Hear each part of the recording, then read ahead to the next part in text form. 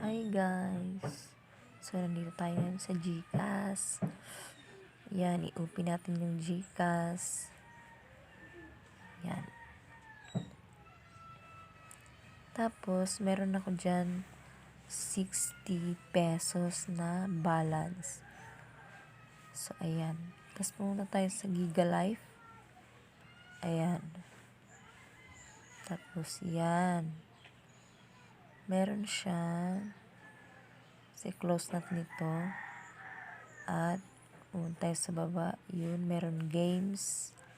Pindutin. At yan. SM Jelly. Pindutin. So, ayan.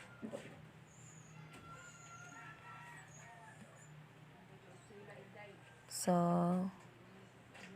loading. Ayan. Tapos, meron ako dyan. Balance 0.5. So,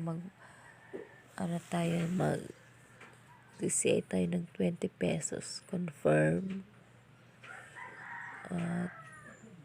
Payment. Pay. Ayun, success na. So, done. Okay. Payment success. So, meron na tayo 20. Ayan. So, punta tayo sa jelly. Pinutin natin yung jelly.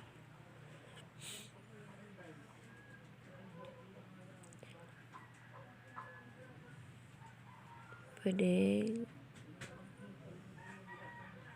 bahala kayo ilan yung kakas in nyo. Tapos, ayan. Punta tayo dito sa mga laro ni GCash. Yan, marami siyang laro. Yan, oh, marami siyang laro. Meron pa siya dyan ng color games. Marami kung anong gusto nyo. Pero yung nilalaro ko, dito ako sa Fortune Games. Ayan. So, continue. At i-play natin. So, yung binibit ko dito ay 2 pesos lang. So, ayan. Bibit ko siya ng 2. So, game. Sige, roll.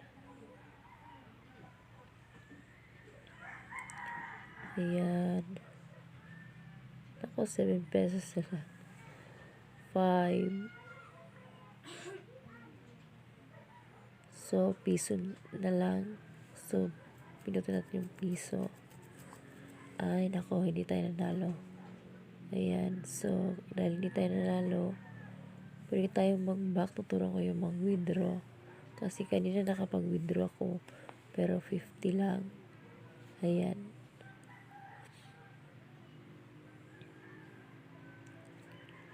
Pindutin mo lang yung withdraw. Yan. Tapos, pipili ka na kung magkano yung i-cash out mo. May 50, may 100 at may 1,000 hanggang 50. So, yun lang. Thank you guys.